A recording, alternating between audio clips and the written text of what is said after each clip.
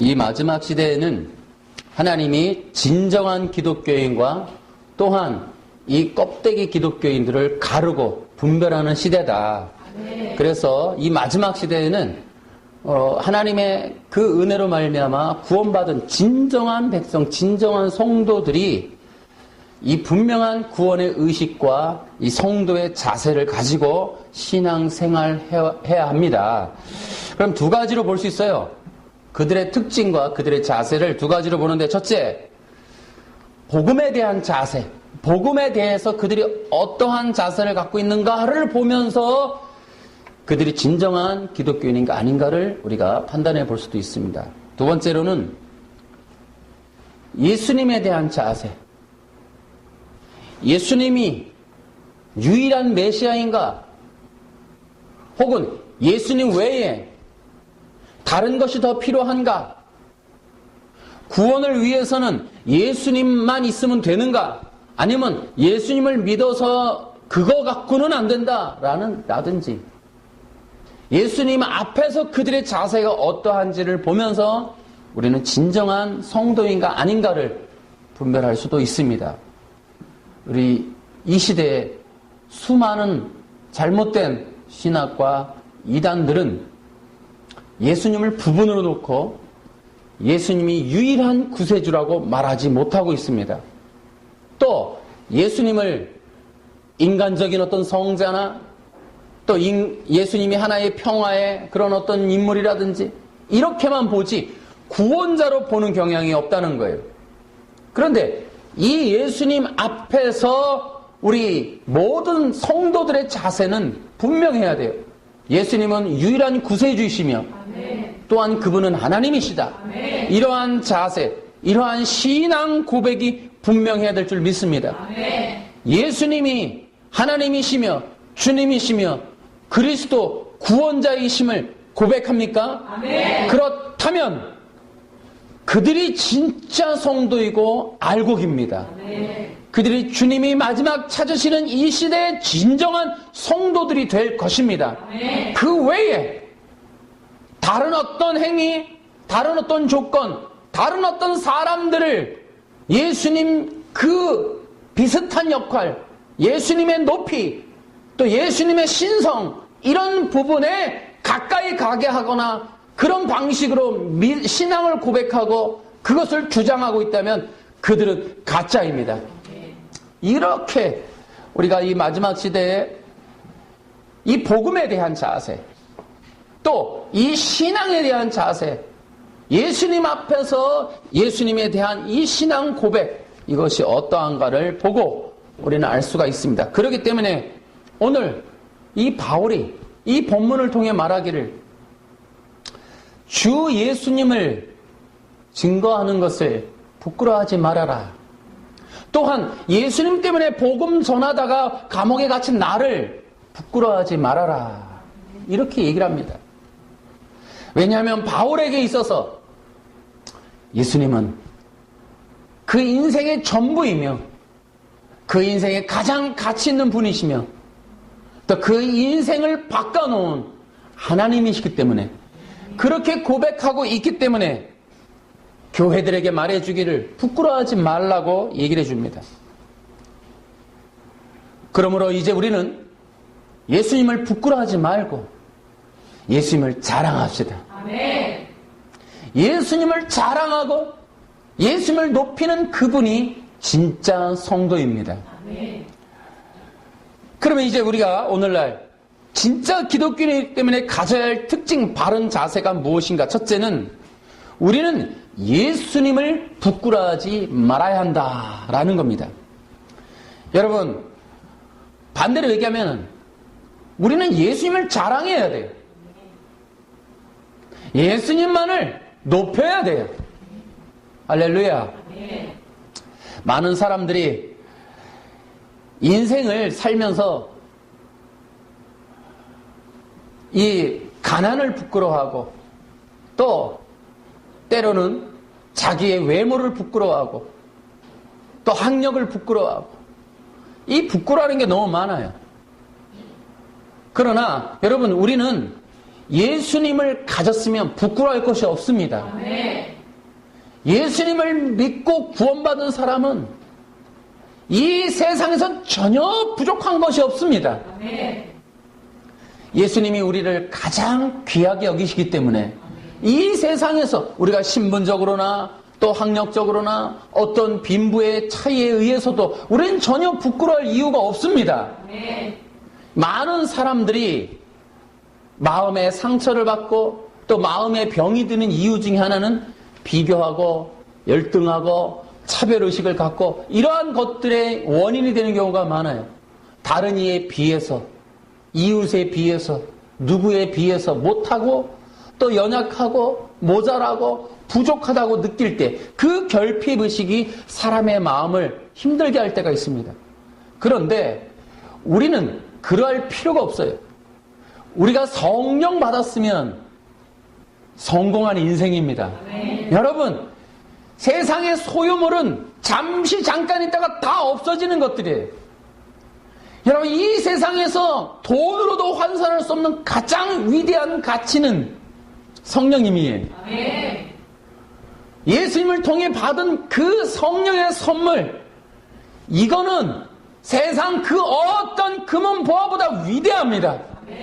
여러분, 이 세상에서 빌 게이츠가 가장 부자입니까? 여러분은 그보다 더 부자입니다. 여러분, 무슨 돈을 더 받아야겠다고, 무슨 돈을 더 소유해야겠다고, 무엇을 더 가지려고 그렇게 교회에서도 돈 하는지 모르겠어요. 여러분, 우리는 기본적으로 일단 결핍의식을 빼버려야 돼요. 혹시 그리스도인의 재정 원칙이니 뭐니 이런 거 할 때에도 그 속에 있는 결핍이 그것에 대한 갈망으로 나타나고 있다면 그거는 올바른 것이 아닙니다. 성령의 역사가 아니에요. 여러분, 그리스도인에게 재정이 필요하고 돈이 필요하다면 그것도 역시 사명 때문입니다. 그렇지 않다면 욕심이에요. 그렇다면 그 욕심에는 성령님이 역사하실 수 없습니다. 무엇보다도 우리는 우리 안에 하나님이 부어주신 놀라운 성령의 능력을 회복해야 됩니다. 이 생명의 은혜를 무엇보다 가치 있고 소중하게 여기고 이 세상에 그 어떤 자들보다 가장 큰 소유를 얻었다고 하는 확신과 믿음과 그러한 이 신앙을 가져야 합니다. 거기도 보십시오. 10절에 우리 구주 예수 그리스도가 오시고 나서야 비로소 우리에게 보여줬습니다. 예수님께서는 죽음의 권세를 깨뜨리시고 복음을 통해 영원한 생명의 길을 보여주셨습니다. 여러분, 영원한 생명을 얻는 것보다 더 위대한 게 어디 있어요? 할렐루야. 그것뿐이에요. 또 우리가 또 한번 찾아보겠지만은 골로새서 2장 한번 보세요.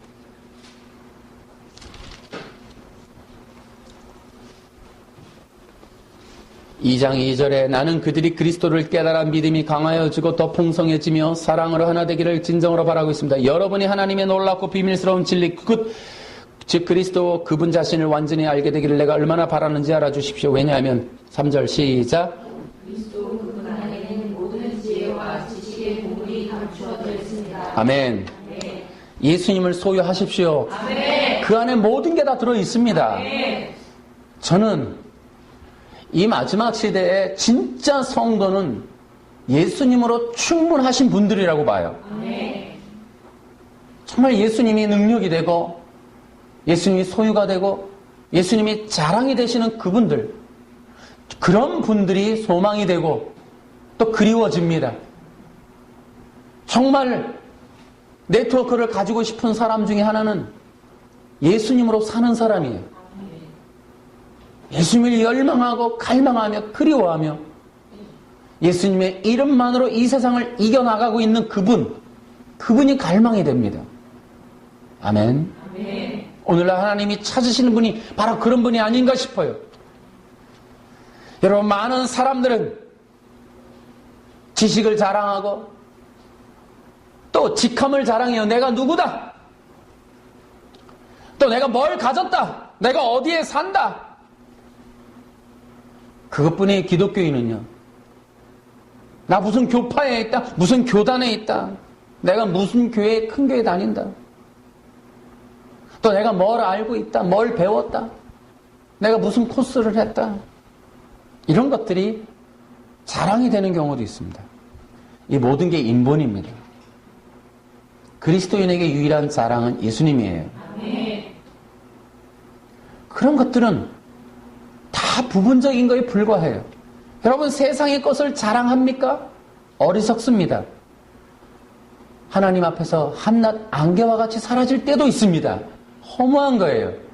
여러분, 많은 사람들이 재물을 쌓는다고 모아놔도 오늘 밤에 네 영혼을 찾으신다면 어떡하겠냐고 그랬어요.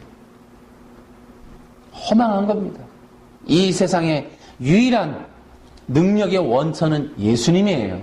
그것만을 우리는 자랑합시다. 그래서 예수님이 우리의 자랑이기 때문에 우리는 부끄러울 필요가 없어요. 우리가 무엇을 못하든 무엇이 없든 관계가 없어요. 오직 예수님만을 자랑하는 여러분 되길 바랍니다. 두 번째는 그리스도를 잘 아는 자들이 진정한 그리스도인들이라고 할 수 있습니다.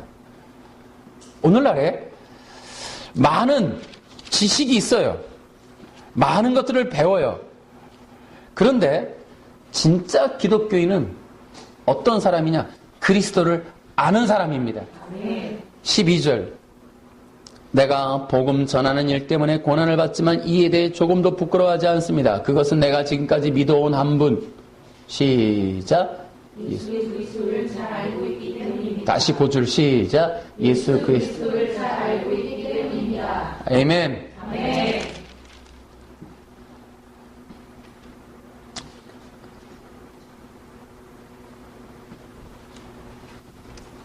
거기에 보시면은 이로 말미암아 내가 또 이 고난을 받되 부끄러워하지 않으면 내가 믿는 자를 내가 알고 또한 내가 의탁한 것을 그날까지 그가 능히 지키실 줄을 확신함이라. 내가 믿는 자를 내가 알고. 여러분, 진짜 중요한 건 내가 믿는 그분을 아는 것입니다. 아멘. 우리 기독교의 신앙이 모래 위에 서 있는 신앙은 어떤 신앙이냐? 아는 것이 없어요. 내가 믿는 분을 아는 것이 없다는 거예요. 내가 믿는 분에 대한 지식이 전혀 없는 거예요. 그게 모래 위에 집을 짓는 그런 신앙이고 그런 믿음이에요. 여러분, 진짜 껍데기 신앙의 특징이 뭔지 아세요? 교회를 다녀요. 신앙생활을 해요. 그런데 웃기는 건 하나님과 아무런 관계가 없다는 거예요. 그게 바로 껍데기예요. 그게 미련한 자고 신랑을 못 만나잖아요. 왜? 신랑이 관심이 아니고 자기가 관심이었으니까. 또 염소라니까요. 전혀 관계가 없어요. 씨가 자체가 달라요. 관계가 없다고요. 이게 문제예요. 그러니까 이 땅에 사는데 껍데기의 특징은 관계성이 없어요. 관계성이 없으니 아는 바가 없는 거예요. 관계를 가져보고 또 거기서 믿음이 그분과 함께 살아가는 연합되는 것인데 그 연합됨이 없다 보면 아는 게 없어요. 그러니 신앙생활이 그리스도 중심이 아니라 자기 중심인 거예요. 결국 신앙생활은 하는데 모든 포커스는 자기의 관점이야. 내가 되어야 될 것, 내 자식이 되어야 될 것, 내가 얻어야 될 것, 내가 들어야 될 인정의 소리, 내가 받아야 될 어떤 혜택들, 이런 것에 잔뜩 신앙이라고 하는 게 포커스가 맞춰져 있다는 거예요. 기복주의라는 게 바로 그런 거예요. 기복주의는 우리가 믿는 믿음의 대상이 목적이 아니라 내가 얻어야 될 것에 대한 관점이 신앙이라는 거예요. 신앙으로 형성되어 있는 상태, 그게 기복적이에요. 여러분, 많은 사람들이 기복적으로 신앙이라는 이름으로 똘똘 뭉쳐있다는 거예요. 내가 얻어야 될 것에 대해서. 또 인본이라고 하는 것으로 똘똘 뭉친 사람들이 있어요. 모든 것이 세상의 법칙대로 되어져야 되고 세상의 가치 기준에 부합한 교회, 세상적인 그런 어떤 기준에 부합해서 그것에 대해서 철저하게 상식적으로 움직여지는 신앙과 그러한 방식과 그러한 교회와 그러한 말씀, 그러한 설교 패턴들에 대해서 추구하는 경향, 그것을 옳다고 말하는 그 모든 게 다 뭐다? 인본주의라니까요. 아멘. 아멘. 세상의 가치 기준과 교회는 다릅니다. 아멘. 보십시오. 예수님을 믿는 것이 자랑이라고 그러잖아요. 아멘. 세상은 돈을 많이 버는 게 자랑이고 공부 잘하고 성공하고 직장 갖고 결혼 잘하고 이런 게 자랑인데 우리는 그렇지가 않아요. 또 여러분 세상에서는 박사되고 뭐 많이 아는 것을 좋은 지식이라고 말하지만 여기서는 뭐예요? 그렇지 않아요. 뭐라 그래 바울은? 이 모든 것은 뭐와 같이? 배설물과 같이 여긴다 그랬어요. 아멘. 아멘. 이 세상에 내가 옛날에 그 뭐 가말리엘 문화생이고 내가 뭐 최고의 학문이 다 배설물처럼 버린다 그랬어요. 성경의 가치 기준에 의하면 세상 것은 교회와 전혀 별개예요. 아멘. 아멘. 우리는 그리스도를 잘 알아야 해요. 아멘. 이것은 내가 여러분 이제부터 아세요가 아니라 성령의 선물을 받은 자는 그리스도와 연합되어 있어요. 그래서 날마다 사귐이 있는 거예요. 그것을 영적 교제라 그래요. 하나님과 친밀한 교제.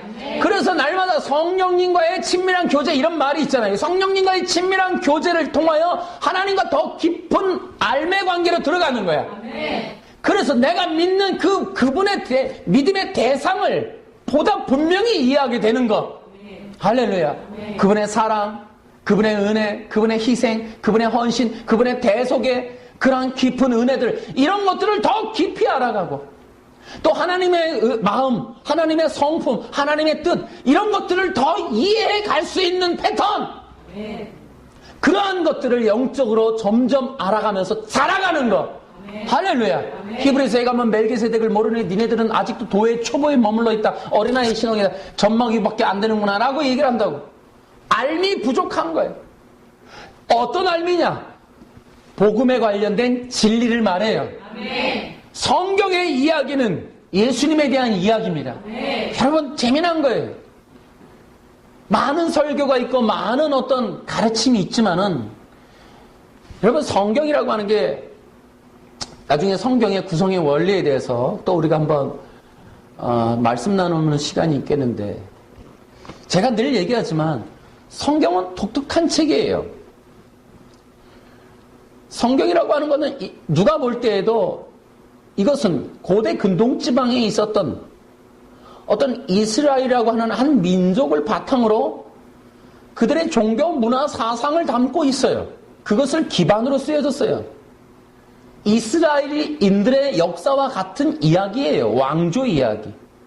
그런데 예수님의 뜬금없이 요한복음이나 누가복음에 가면 구약에 있는 이야기가 나의 이야기다라고 얘기해요. 그러면 우리는 헷갈리기 시작하는 겁니다.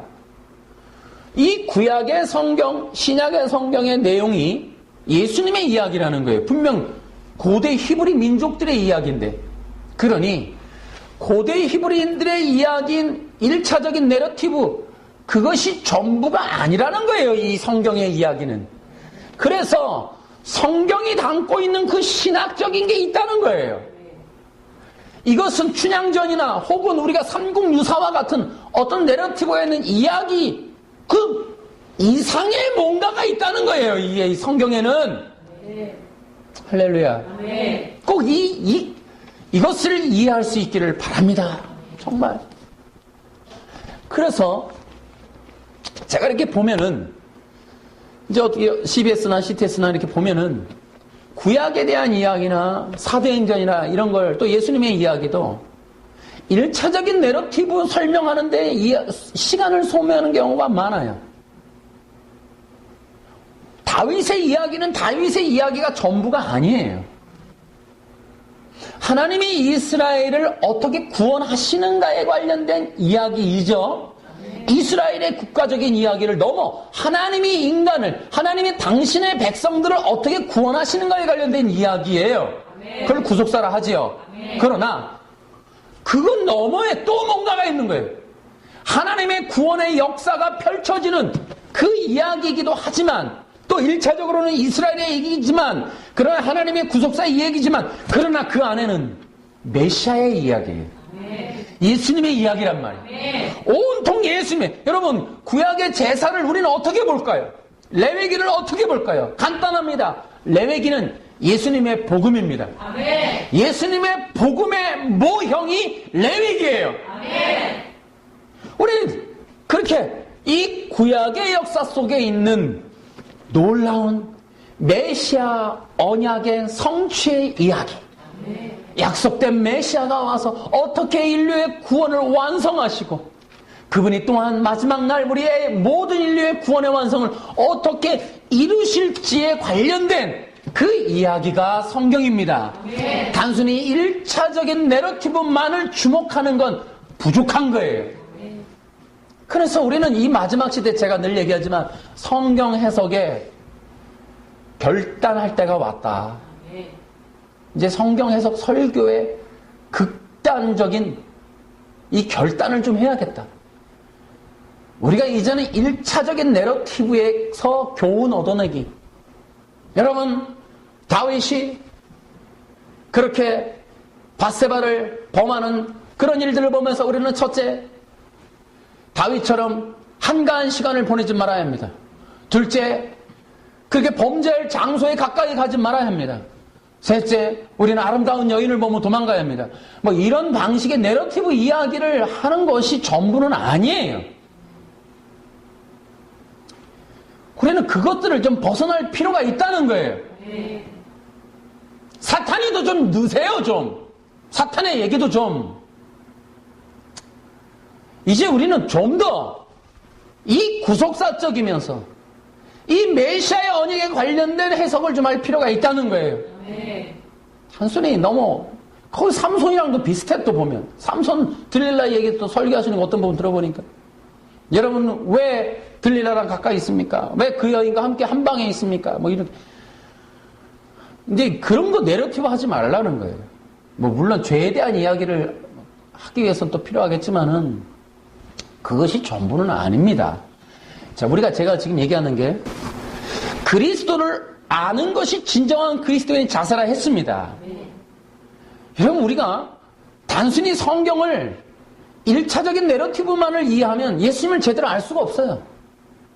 이제는 이 성경을 통하여 하나님과 더 깊은 교제를 가기 위해서는 성경의 신구약을 통틀어 이것이 예수님의 이야기임을 기억해야 돼요. 성도들이라도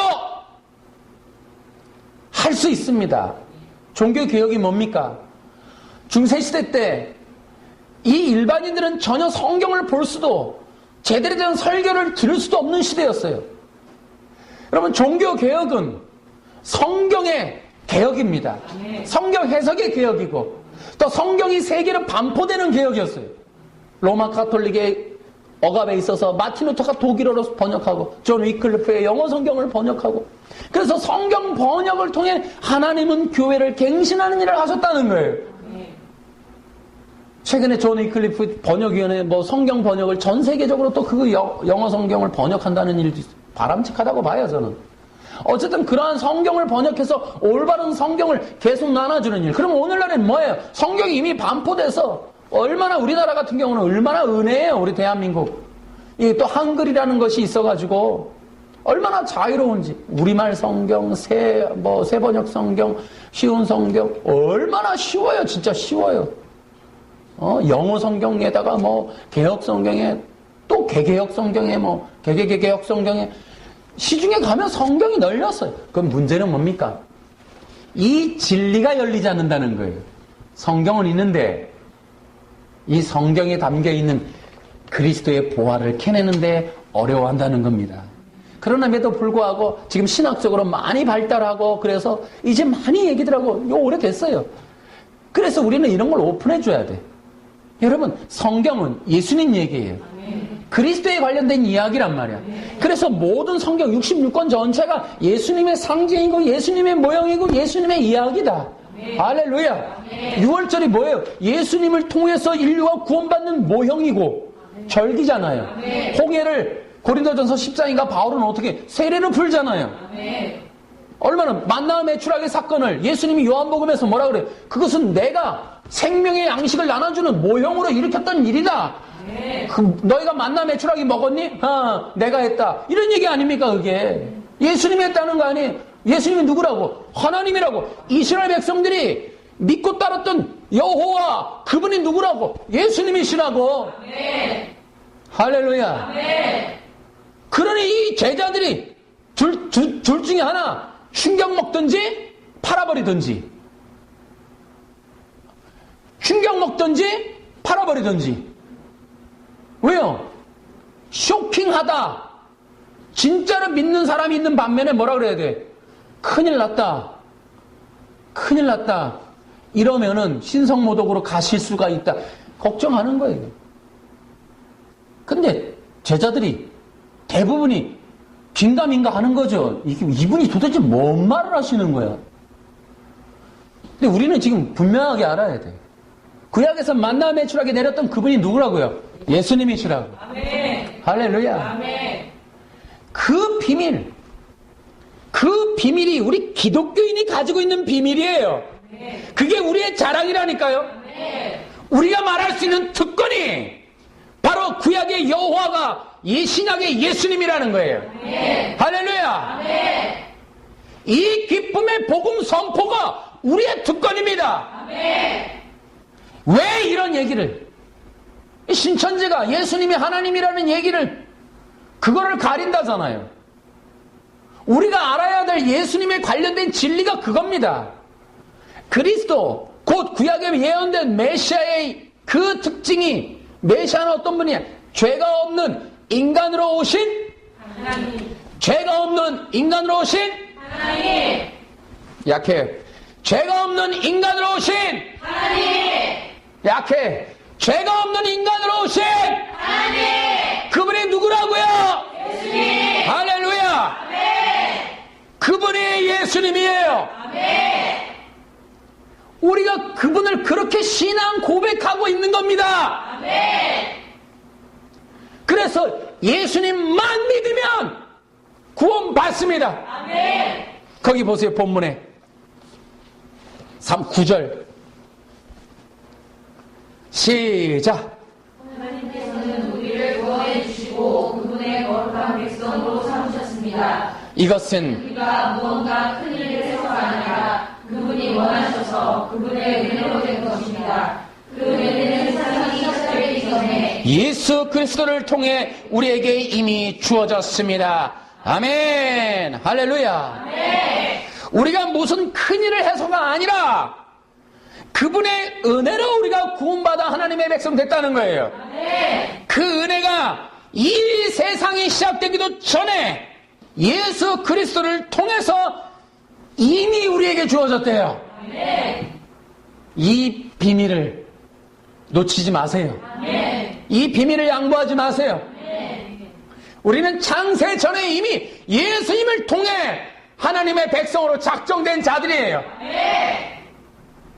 여러분, 성경에 나와 있는 이 진리를 붙잡는 이 복음의 진리를 아는 것이 힘이고 자랑입니다. 그리스도를 아는 능력. 그렇게 복음의 진리를 붙잡고 흔들리지 않는 그 사람을 오늘날 우리는 진정한 기독교인이다. 이렇게 볼 수 있는 겁니다. 여러분들이 그런 분들 되길 바랍니다. 세상에 그 어떤 지식을 추구하고 자랑한다 해도 여러분 다 헛된 거예요. 저는 그렇게 봅니다. 오늘날에 한국이 지식이 부족한 게 아니에요. 얼마 전에도 초등학생 그 토막 살인 사건을 보면서 느끼는 건, 여러분 이 세상의 정보가, 이 대한민국 세계적으로 학력이 높은 이 대한민국의 그 지식이라고 하는 것들이, 정보라는 것들이, 또 컴퓨터를 다루고 SNS를 다루고 프로그램을 다루고 하는 그 지식들이 범죄를 일으키는 도구가 되고 죄를 짓게 되고 남을 빼앗고 생명을 빼앗고 세상을 해치는 그런 도구들로 쓰여져요. 이 세상에 지식이 많아도 사람을 살리는 지식이 있고 죽이는 지식이 있어요. 여러분, 어떤 학문이 많아도 그 학문이 사람을 죽일 수도 있습니다. SNS에 관련된, 컴퓨터에 관련된 지식들 우리 청소년들 얼마나 많이 알아요. 그런데 한번 제가 묻겠어요. 여러분들이 공부하고 알고 지금도 주입하고 있는 정보가 여러분들을 해치고 있습니까? 살리고 있습니까? 여러분들이 공부하는 것들이, 여러분이 알고 있는 지식이 여러분의 인생을 살립니까? 죽입니까? 자, 보세요. 세계, 우리 한국에도 마찬가지지만 저는 금융권을 잘 몰라요. 그런데 주식이라는 것과 또 뭐 금융이라는 이런 세계 보면 사기라는 게 존재해요. 범죄라는 게 존재한다고요. 돈을 어떻게 굴리고 어떻게 움직이고 어떻게 빼고 어떻게 굴려서 또 이윤을 추구하고 하는 그런 금융에 관련된, 돈에 관련된, 숫자에 관련된 지식과 고등적인 지식이라고 볼 수 있는 그런 쉽지 않은 지식들을 갖추어서 하는 일이 범죄입니까? 어디에 쓰여지고 있습니까? 그러한 지식이 여러분이 가진 것이 사람을 살립니까? 나라를 살립니까? 도대체 무엇을 하고 있습니까? 그것이 혹시 사기나 악한 부를 축적하는 거나? 여러분, 돈이면 다다. 그러나 범죄를 통한 부는 저주입니다. 정직하지 않은 부는 저주가 됩니다. 인생의 저주가 되는 거예요. 여러분이 지식을 많이 갖는 게 중요한 게 아니에요. 그 지식이 사람을 죽일 수 있고 인생을 파멸로 몰고 가거나 가문을 몰락시킬 수도 있는 위험한 지식이 될 수도 있습니다. 인생이 알아야 될, 인간이 알아야 될 가장 근본은, 시작은 하나님이에요. 하나님을 모르고 시작하는 모든 지식은 저주가 됩니다. 그게 우리 기독교인의 입장입니다. 성경이 그렇게 말해요. 잠언서를 보세요. 지식의 근본은 하나님을 아는 거예요. 여러분, 말씀을 아는 거, 성경을 배우고 이 하나님의 율법을 배우는 것이 인간을 살리는 지식입니다. 성경을 가르치십시오. 이 성경의 지식이 여러분들을 살립니다. 할렐루야. 예수 그리스도를 믿고 성령 받은 자들에게 있어서 이 성경이 가르쳐줘야 되는 이유는 성경의 지식이야말로 인류를 살리는 놀라운 지식이니까 다른 어떤 지식보다 위대합니다. 그러니 여러분, 세상에 어떠한 지식을 숭상하지 마시고 경배하지 마시고 추구하지 마세요. 여러분이 기억하세요. 어떤 것들을 알 때에는 반드시 그것이 나를 살리게 해야 돼요. 그렇지 않고 남들이 모르는 지식 많이 알아서 사람을 죽이거나 사람을 해치거나 자기를 괴롭히게 만드는 지식들은 다 버려야 합니다. 마지막으로 우리는 세 번째, 우리가 평생에 자랑할 것은, 우리는 정말 마지막에 진짜 기독교인임을 알 수 있는 것은 선한 행동이 아니라 어떠한 신앙 고백입니다. 그게 뭐냐? 거기 나와 있듯이 12절, 내가 복음을 전하는 일 때문에 고난을 받지만 이에 대해 조금도 부끄러워하지 않습니다. 그것은 내가 지금까지 믿어온 한 분, 예수 그리스도를 잘 알기 때문입니다. 그러니까 여러분, 내가 지금까지 믿어온 한 분, 이 바울의 마지막 신앙 고백도 면류관에 대한 이야기예요. 결국 바울의 마지막까지 남는 거는 내가 믿어온 한 분입니다. 아멘. 여러분, 진짜 기독교인들을 알 수 있는 그 기준은 마지막에도 그들이 선한 행실을 했느냐가 아니라 마지막 평생을 믿어왔음에도 불구하고 마지막에도 고백할 수 있는 한 분의 이름이 나오느냐 아니냐에 달려있다는 겁니다. 진짜 기독교인은 마지막에도 예수님입니다. 그들의 인생의 뒤끝에 예수님을 노래할 겁니다. 마지막 숨을 거두는 순간 그들은 예수님이라는 이름을 말하게 될 겁니다. 그러면 그들은 진정한 기독교인이에요.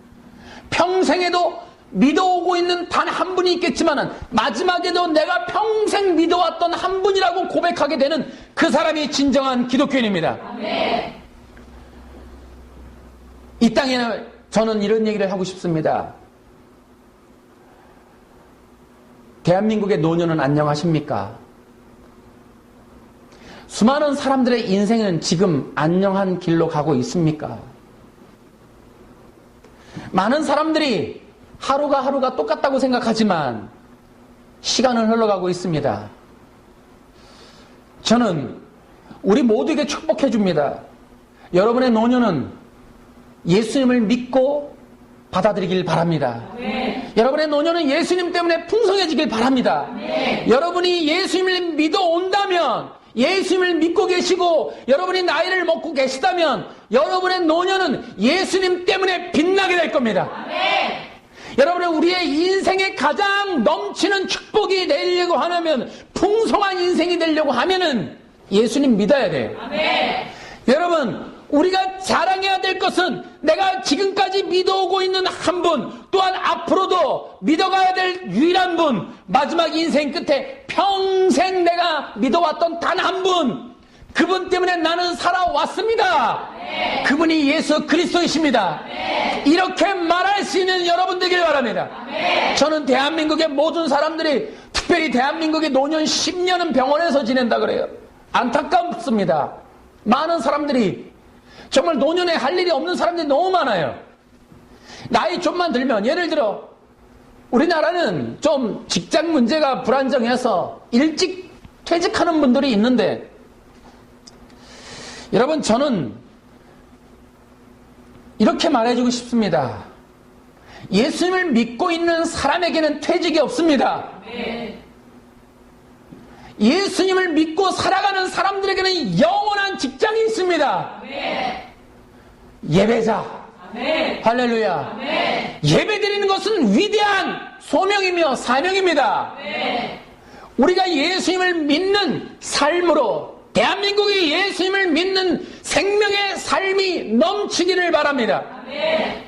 나쁜 사상, 바벨 문화, 세속의 문화, 세상 사람들의 이 눈치 때문에 기독교 신앙에 대한 오해와 편견과 잘못된 인식이 있어 그렇지, 그런 것들만 걷어낸다면 예수님 앞으로 나올 수 있는 사람 많습니다. 또한 사회적인 기준, 주위 사람들, 이웃 사람들, 형제, 또 동료들 때문에 부끄러워서, 또 그들의 눈치 때문에, 그들의 압력 때문에 교회 못 나오시는 남자분들 많이 있는데, 과감하게 그런 걸 떨쳐버리고 나올 수 있길 바라요. 네. 여러분, 여기서 부끄러워하지 말라고 했던 말은 의미가 있습니다.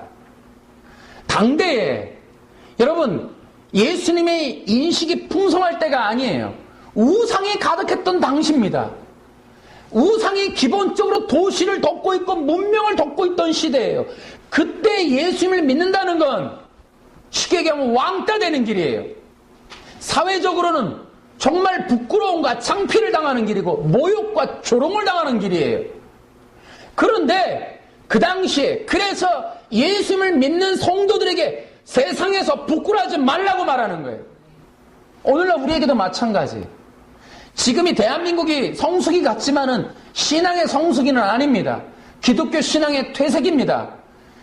그래서 우리들이 이 시대 속에서 예수님을 믿는 믿음을 가진다는 것으로 인하여 부끄러워질 일이 있어도 부끄러워하지 말라는 겁니다. 네. 다시 말하면 명심하세요. 예수님을 믿는 신앙의 조건은 시대를 돌파해야 돼요. 네. 시대를 넘어서야 합니다. 네. 시대의 한계점에 머물면 안 돼요. 네. 그래서 그 당대에도 그랬다는 거예요. 그 당대에도 예수님을 믿고 나오는 일은 쉽지 않았어요. 저는 우리 한국의 수많은 사람들이, 또 특히 어른들이, 노년들이 주위의 시선만, 의식을 조금만 안 해도 교회 나올 수 있는 사람 좀 더 있습니다. 부끄러움을 좀 면하고, 친구들이 조롱하고, 너 교회 가냐? 야, 인마, 너 교회 가냐? 너도 뭐 예수장이 되는 거야? 너도 이제 기독교 되냐? 뭐 교회 다니면 뭐 있냐? 요즘에 개독교인들 수많은 사람들의 그 비아냥과 조롱이 있을 수 있습니다. 그것만 이길 수 있다면 여러분, 기독교인으로 풍성한 생명의 삶을 살 수 있는 그런 사람들 많이 있습니다. 특히 남자분들. 그런 주변의 시선들을 떨쳐내고 과감하게 예수님 앞으로 나왔으면 좋겠습니다. 아멘. 이 시대가 가만두질 않아요. 시선들이, 그런 어떤 문화가, 이상한 어떤 그런 편견들이 쉽게 교회에, 예수님, 또 회개도 그래요. 남자들이 하느라고 또 교회 오 계신 분들도 어험해요. 유교 위에 기독교가 있어서 그런 것들도 떨쳐내야 돼요. 과감하게 예수님을 부르고 두 손 들고 찬양하고 마음껏 울며 기도하고 회개하고 그렇게 주님 앞에 나온다면 생명을 얻습니다. 아멘. 그게 그 시대에도 그랬고 과거에도 여전히 그랬고 지금도 그래요. 여러분 우리나라 초기 기독교는 어떻겠어요? 지금은 그나마 십자가 순하게 널렸지만 옛날에는 그렇게 많지 않았어요. 그냥 더 어려웠을 거라고요. 그런데 지금은 많이 형편 좋아졌습니다. 이제라도 저는 그런 생각 들어요.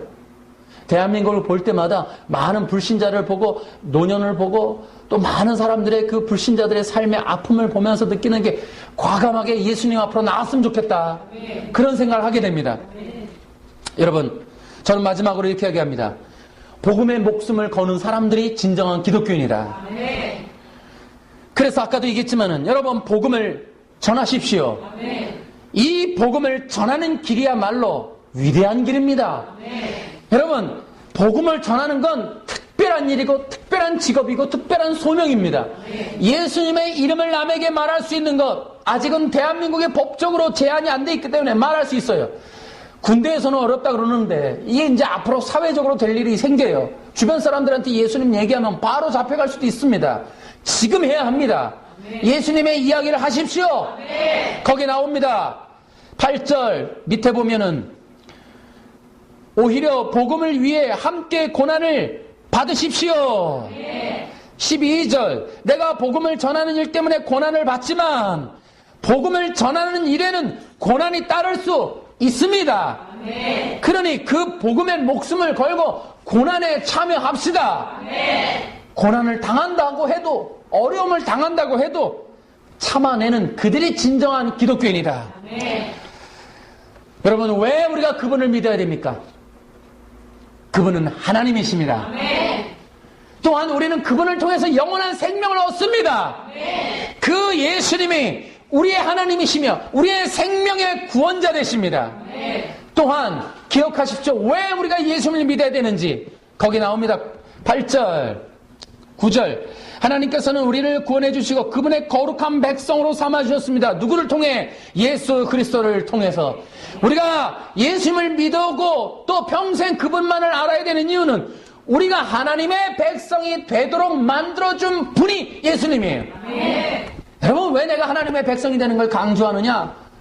이것이 위대한 비밀이에요.